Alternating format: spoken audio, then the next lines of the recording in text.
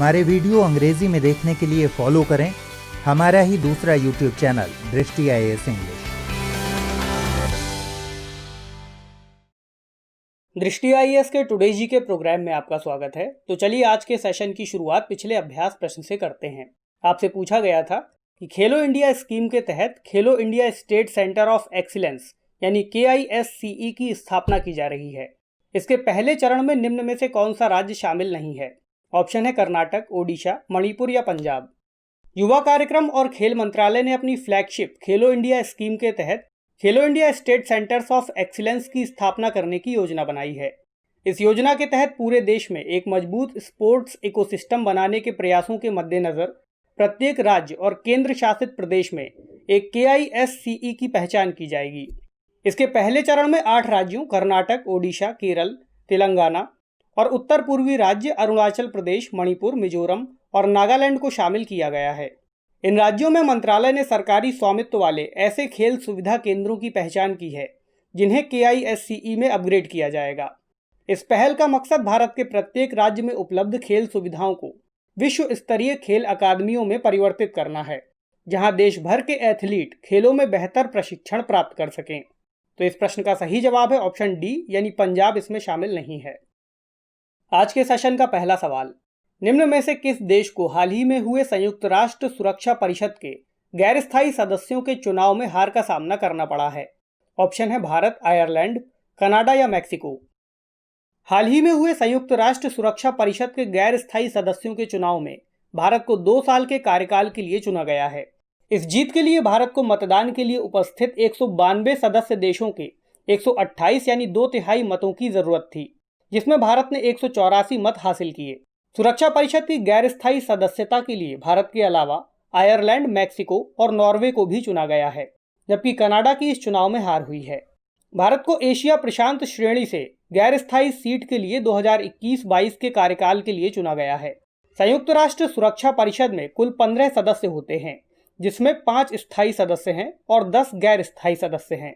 गैर स्थायी सदस्यों का कार्यकाल 2 वर्षों का होता है। तो इस प्रश्न का सही जवाब है ऑप्शन सी यानी कनाडा। दूसरा प्रश्न, केंद्र सरकार ने प्रवासी कामगारों और ग्रामीण नागरिकों के लिए गरीब कल्याण रोजगार अभियान शुरू करने का निर्णय लिया है। इस योजना की शुरुआत किस राज्य से की जाएगी? ऑप्शन है उत्तर प्रदेश, बिहार, झारखंड या मध्य प्रदेश। भारत सरकार ने वापस आए प्रवासी श्रमिकों और ग्रामीण नागरिकों को आजीविका के अवसर मुहैया कराने के लिए और उन्हें सशक्त बनाने के लिए एक व्यापक ग्रामीण सार्वजनिक कार्य योजना गरीब कल्याण रोजगार अभियान शुरू करने का निर्णय लिया है। इस अभियान की शुरुआत बिहार के खगड़िया जिले के तेलिहार गांव से की जाएगी। यह अभियान 50,000 करोड़ रुपए के फंड से 125 दिनों तक चलाया जाएगा। इस अभियान के जरिए प्रवासी श्रमिकों को रोजगार देने के लिए विभिन्न प्रकार के 25 कार्यों का संचालन किया जाएगा और देश के ग्रामीण क्षेत्रों में बुनियादी ढांचे का निर्माण किया जाएगा। इस अभियान के लिए बिहार, उत्तर प्रदेश, मध्य प्रदेश, राजस्थान, झारखंड और ओडिशा राज्यों को चुना गया है। प्रधानमंत्री नरेंद्र मोदी 20 जून को वीडियो कॉन्फ्रेंस के जरिए इस अभियान की शुरुआत करेंगे। तो इस प्रश्न का सही जवाब है ऑप्शन बी यानी बिहार राज्य से इस योजना की शुरुआत की जाएगी। तीसरा प्रश्न, एक्सॉन जो कि किण्वित यानी फर्मेंटेड सोयाबीन का ही एक प्रचलित नाम है, किस राज्य से संबंधित है? ऑप्शन है नागालैंड, मेघालय, पश्चिम बंगाल, छत्तीसगढ़। नागालैंड राज्य में किण्वित यानी फर्मेंटेड सोयाबीन को एक्सॉन कहा जाता है। एक्सॉन अपने विशिष्ट स्वाद और गंध के लिए जाना जाता है। इसे अखुनी भी कहते हैं। एक्सॉन का उपयोग अचार, चटनी, फिश और चिकन करी आदि बनाने में किया जाता है और यह नागालैंड की सुमी या सेमा जनजाति के बीच विशेष रूप से लोकप्रिय है। किण्वित सोयाबीन पूर्वोत्तर राज्य में विभिन्न हिस्सों में अलग अलग नामों से पकाया, खाया और जाना जाता है। इसमें मेघालय, मिजोरम, सिक्किम और मणिपुर जैसे राज्य शामिल हैं। तो इस प्रश्न का सही जवाब है ऑप्शन ए यानी नागालैंड। चौथा प्रश्न, चीनी पेंगोलिन IUCN की रेड लिस्ट में किस कैटेगरी में शामिल है? ऑप्शन है वल्नरेबल, एंडेंजर्ड, क्रिटिकली एंडेंजर्ड या नियर थ्रेटेंड। चीनी पेंगोलिन IUCN की रेड लिस्ट में क्रिटिकली एंडेंजर्ड कैटेगरी में शामिल है। हाल ही में चीन ने पेंगोलिन को संरक्षण प्रदान करते हुए इसे स्वीकृत पारंपरिक दवाओं की सूची से हटा दिया है। इसके अलावा चीन के स्टेट फॉरेस्ट्री और ग्रासलैंड प्रशासन ने इसके संरक्षण को उन्नत करने और सभी वाणिज्यिक व्यापारों पर प्रतिबंध लगाने के लिए एक नोटिस जारी किया है। चीन द्वारा यह निर्णय कोविड-19 के बढ़ते प्रसार को देखते हुए लिया गया है। चीन और वियतनाम में पुरानी मान्यता है कि पेंगोलिन के मांस और स्केल्स से रक्त से जुड़ी बीमारियां ठीक हो जाती हैं, जिसके चलते इसका बड़े पैमाने पर शिकार किया जाता है। तो इस प्रश्न का सही जवाब है ऑप्शन सी यानी क्रिटिकली एंडेंजर्ड। पांचवा प्रश्न, हाल ही में पेन्ना नदी के तट पर रेत खनन के दौरान सदियों पुराने नागेश्वर स्वामी मंदिर का पता चला है। पेन्ना नदी का संबंध किन राज्यों से है? ऑप्शन है कर्नाटक और आंध्र प्रदेश, महाराष्ट्र और गोवा, केरल और कर्नाटक, आंध्र प्रदेश और तमिलनाडु। हाल ही में आंध्र प्रदेश के नेल्लोर जिले में पेन्ना नदी के तट पर सदियों पुराने नागेश्वर स्वामी मंदिर का पता चला है।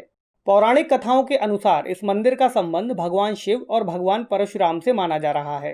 राज्य के पुरातत्व विभाग के अनुसार पेन्ना नदी में रेत खनन के दौरान इस मंदिर की जानकारी मिली है। पेन्ना नदी को पेन्नेरू या पेन्नेर नदी भी कहा जाता है। यह नदी कर्नाटक से निकलती है और आंध्र प्रदेश से होते हुए बंगाल की खाड़ी में मिल जाती है। तो इस प्रश्न का सही जवाब है ऑप्शन ए यानी कर्नाटक और आंध्र प्रदेश। छठा प्रश्न, निम्नलिखित में से कौन सा कथन नीतिगत कटौती प्रस्ताव के बारे में सही है? कथन है, इस प्रस्ताव का उद्देश्य सरकार की नीति के प्रति असहमति व्यक्त करना होता है। इस प्रस्ताव में मांगी गई राशि के प्रति असहमति व्यक्त की जाती है। इस प्रस्ताव का उद्देश्य सिर्फ अपनी असहमति व्यक्त करना होता है। यह उपरोक्त सभी कथन सत्य हैं। आमतौर पर विपक्षी दल अनुदान संबंधी मांगों के प्रति असहमति व्यक्त करते हैं। सरकार की मांगों के प्रति असहमति व्यक्त करने का एक तरीका कटौती प्रस्ताव पेश करना है। कटौती प्रस्ताव 3 प्रकार के होते हैं। नीतिगत कटौती प्रस्ताव, इस प्रस्ताव का उद्देश्य सरकार की नीति के प्रति असहमति व्यक्त करना होता है। इसमें कहा जाता है कि अनुदान की इस मांग को लगभग खत्म करके सिर्फ 1 रुपये कर दिया जाए। अगला है आर्थिक कटौती प्रस्ताव। इसमें नीति के प्रति नहीं बल्कि मांगी गई राशि के प्रति असहमति व्यक्त की जाती है। इसमें राशि को एक प्रभावी सीमा तक कम करने का प्रस्ताव होता है। कभी कभी यह किसी मांग को पूरी तरह समाप्त करने के लिए भी होता है। और तीसरा है सांकेतिक कटौती प्रस्ताव। इस प्रस्ताव में सिर्फ अपनी असहमति का प्रदर्शन करना होता है। इसमें प्रस्ताव किया जाता है कि सरकार द्वारा पेश की गई मांग में 100 रुपये की कमी कर दी जाए। तो इस प्रश्न का सही जवाब है ऑप्शन ए यानी इस प्रस्ताव का उद्देश्य सरकार की नीति के प्रति असहमति व्यक्त करना होता है। निम्नलिखित में से कौन सा या कौन से कथन सांकेतिक अनुदान के बारे में सही है या सही हैं? इसका प्रयोग तब किया जाता है जब किसी नई सेवा से संबंधित खर्च के लिए किसी शीर्ष में पहले से स्वीकृत अनुदान को ही स्थानांतरित करना पर्याप्त होता है। इसके लिए लोकसभा से एक सांकेतिक अनुदान पारित कराने के लिए प्रस्ताव पेश किया जाता है। कूट है केवल 1, केवल 2, 1 और 2 दोनों, न तो 1 और न ही 2। सरकार को साल भर खर्च चलाने के लिए विनियोग अधिनियमों से राशि प्राप्त होती है। शुरुआती 2 महीनों के लिए वह सामान्यतः लेखानुदान पर निर्भर रहती है। पूरे वर्ष में तात्कालिक समस्याओं के समाधान के लिए कुछ अन्य प्रकार के अनुदान मंजूर किए जाते हैं। उनमें से एक सांकेतिक अनुदान है। सांकेतिक अनुदान की बात करें तो इसका प्रयोग तब किया जाता है जब किसी नई सेवा से संबंधित खर्च के लिए किसी शीर्ष में पहले से स्वीकृत अनुदान को ही स्थानांतरित करना पर्याप्त होता है। इसके लिए लोकसभा में एक सांकेतिक अनुदान, प्रायः 1 रुपये का अनुदान पारित कराने के लिए प्रस्ताव पेश किया जाता है। यदि प्रस्ताव पारित हो जाता है तो पहले से उपलब्ध अनुदान को स्थानांतरित कर लिया जाता है। इसमें किसी अतिरिक्त राशि की मांग नहीं की जाती है। तो इस प्रश्न का सही जवाब है ऑप्शन सी यानी 1 और 2 दोनों कथन सही हैं। 8वां प्रश्न, निम्नलिखित कथनों पर विचार कीजिए। भारत की संचित निधि की चर्चा अनुच्छेद 266 में की गई है। इससे निकाले जाने वाले धन के विषय में संसद में मतदान होता है, क्योंकि यह धन बहुत आवश्यक कार्यों के लिए निकाला जाता है। उपरोक्त में से कौन सा या कौन से कथन सही है या सही हैं? केवल 1, केवल 2, 1 और 2 दोनों, न तो 1 और न ही 2। भारतीय संविधान में केंद्र सरकार के राजस्व तथा खर्च आदि के लिए 3 प्रकार की निधियों की चर्चा की गई है। इनमें से एक भारत की संचित निधि है, जिससे संबंधित विवरण निम्नलिखित है। इसकी चर्चा अनुच्छेद 266 में की गई है। भारत सरकार को प्राप्त होने वाला सारा राजस्व तथा ऋण अदायगी से प्राप्त होने वाला सारा धन इसी में जमा कराया जाता है। भारत सरकार के सभी खर्चे भी सामान्यतः इसी निधि के माध्यम से होते हैं। संवैधानिक पदों पर आसीन पदाधिकारियों के वेतन भत्ते इत्यादि इसी निधि पर निर्भर होते हैं। ऐसे व्ययों को भारित व्यय कहते हैं। इन व्ययों के संबंध में लोकसभा में मतदान नहीं होता। तो इस प्रश्न का सही जवाब है ऑप्शन ए यानी केवल पहला कथन सही है। 9वां प्रश्न, निम्नलिखित में से कौन सा या कौन से कथन भारत के लोक लेखा के बारे में सही है या सही हैं? कथन है, संचित निधि में जो राशियां शामिल होती हैं उसके अलावा सभी सार्वजनिक राशियां भारत के लोक लेखा में जमा होती हैं। इस खाते से धन निकालने के लिए सरकार को संसद की मंजूरी की आवश्यकता नहीं होती। कूट है केवल एक, केवल दो, एक और दो दोनों, न तो एक और न ही दो। भारत की लोक लेखा निधि से संबंधित प्रावधान निम्नलिखित हैं। संचित निधि की तरह इसकी चर्चा भी संविधान के अनुच्छेद 266 में की गई है। संचित निधि में जो राशियां शामिल होती हैं, उनके अलावा सभी सार्वजनिक राशियां भारत के लोक लेखा में जमा होती हैं। मोटे तौर पर इसका संबंध बैंक जमा राशियों, बचतों, भविष्य निधि जमा राशियों इत्यादि से होता है। इस खाते से धन निकालने के लिए सरकार को संसद की मंजूरी की आवश्यकता नहीं होती। तो इस प्रश्न का सही जवाब है ऑप्शन सी, यानी एक और दो दोनों कथन सही हैं। 10वां प्रश्न, निम्नलिखित कथनों पर विचार कीजिए। संविधान के अनुच्छेद 114 में विनियोग विधेयक का जिक्र किया गया है। इस विधेयक में संचित निधि से निकाली जाने वाली रकम का प्रत्येक मद और प्रयोजन के अनुसार उल्लेख होता है। उपरोक्त में से कौन सा या कौन से कथन सही नहीं है या नहीं है? केवल एक, केवल दो, एक और दो दोनों, न तो एक और न ही दो। विनियोग विधेयक से संबंधित प्रावधान निम्नलिखित हैं। संविधान के अनुच्छेद 114 में कहा गया है कि संचित निधि में से कोई भी राशि विनियोग अधिनियम के माध्यम से ही निकाली जा सकेगी और किसी तरीके से नहीं। इसलिए जैसे ही लोकसभा अनुदान की मांगों को पारित करती है, उसके तुरंत बाद लोकसभा में विनियोग विधेयक प्रस्तुत किया जाता है।